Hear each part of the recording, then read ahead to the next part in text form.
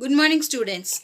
Today we are going to see about compound interest. Before seeing compound interest, let us recall what is simple interest. When a money is borrowed or deposited on a simple interest, then the interest is calculated evenly on the principal throughout the loan or the deposited amount. Simple interest can be found by the formula simple interest equal to P into N into R by 100. That is, P is for the principal amount, that is the initial amount what we are depositing, and N is the number of years we are depositing, and R is the rate of interest. But in post office, banks, insurance companies and other financial institutions, they also offer another type of interest calculation. This interest occurred during the first time period is added to the original price, and the amount so obtained is taken as the principal of the second time period, and it goes on. After a certain period, it is up to the lender and the borrower. After a certain period, the difference between the amount and the money borrowed or deposited is called as the compound interest. The abbreviation of the compound interest can be written as C.I. That is, in case of simple interest, the principal remains the same for the whole duration, whereas in case of compound interest, the principal keeps on changing as per the conversion period. But the simple interest and compound interest for the first conversion period will be always same. The formula to find the compound interest annually is, first you have to find the amount A equal to P into 1 plus R by 100 whole power N. After finding the amount, to find the compound interest, you have to subtract the principal from the total amount what we get. That is, compound interest equal to amount minus principal. This is the formula to find the amount for a year. Suppose if they have to calculate the interest or amount for the half year means, then the formula used to have is A equal to P into 1 plus R by 100 whole power 2n, and for quarterly amount equal to P into 1 plus R by 100 whole power n. These compound interests are applied to find the increase or decrease in population, to find the growth of cells with the rate of growth is given, or to find the depreciation in the values of machines, vehicles, etc. The next is the difference between the simple interest and compound interest. As I said, for the first conversion period, there is no difference in simple interest and compound interest. For 2 years, the difference is simple interest minus compound interest equal to P into R by 100 whole square. And for 3 years, the difference is P into R by 100 whole square into 3 plus R by 100. Using these formulas, we are going to solve the exercise sums from 4.3. Third sum, find the compound interest on rupees 3,200 at 2.5% per annum for 2 years compounded annually. It is given as annually. So, we are taking the formula A equal to P into 1 plus R by 100 whole power n. It is given that the amount of initial amount as P equal to rupees 3,200, R equal to 2.5%, n equal to 2 years. You have to substitute these values in this formula. You get the amount as 3,362. After finding the amount, you have to find the compound interest, that is amount minus principal. 3,362 minus 3,200, we get rupees 162.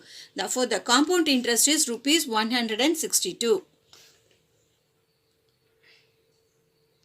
Next sum, fourth one, find the compound interest for 1 by 2, that is 2.5 years on rupees 4,000 at 10% per annum if the interest is compounded yearly. Here also the interest is compounded yearly, but the number of years, that is n, is given as 1 by 2. It's in the mixed form, so you have to take it as A, B by C. For that, we have to use the formula amount equal to P into 1 plus R by 100. First you have to calculate it for the whole year A, and for the next for half years the rate of interest will also reduce to half, that is 1 plus B by C into R by 100. This is whole power 1. Then you have to substitute the value for P and R, that is 4000 into 1 plus 10 by 100 the whole square into 1 plus half into 10 by 100 by 100. Then we get 4000 into 110 by 100 the whole square.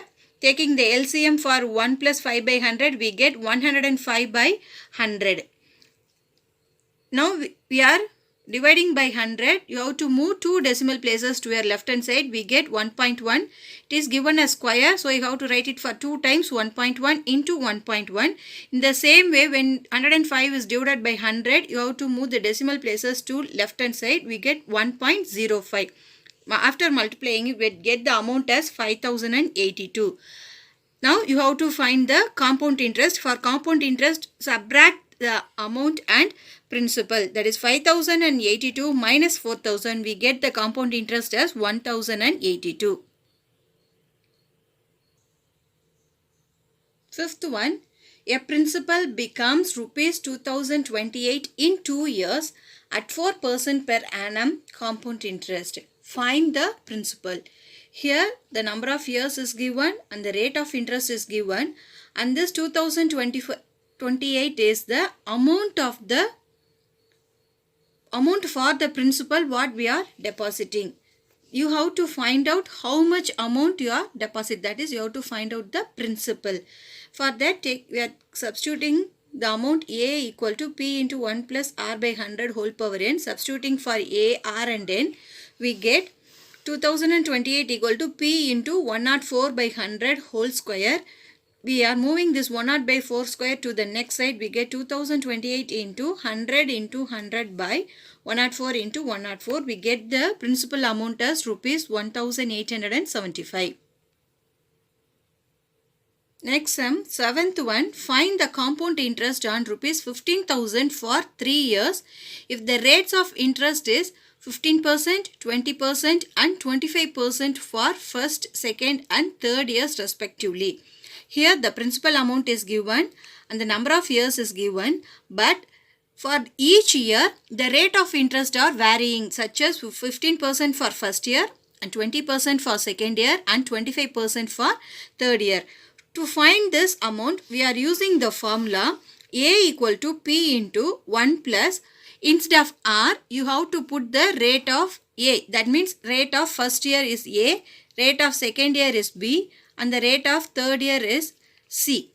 That is P into 1 plus R by 100 into 1 plus B by 100 into 1 plus C by 100. Since 3 different rates are given, so we are writing it separately. After writing the formula, substitute the value for P, A, B and C. We will get 15,000 into, taking the LCM, we get 115 by 100 and 120 by 100 into 125 by 100.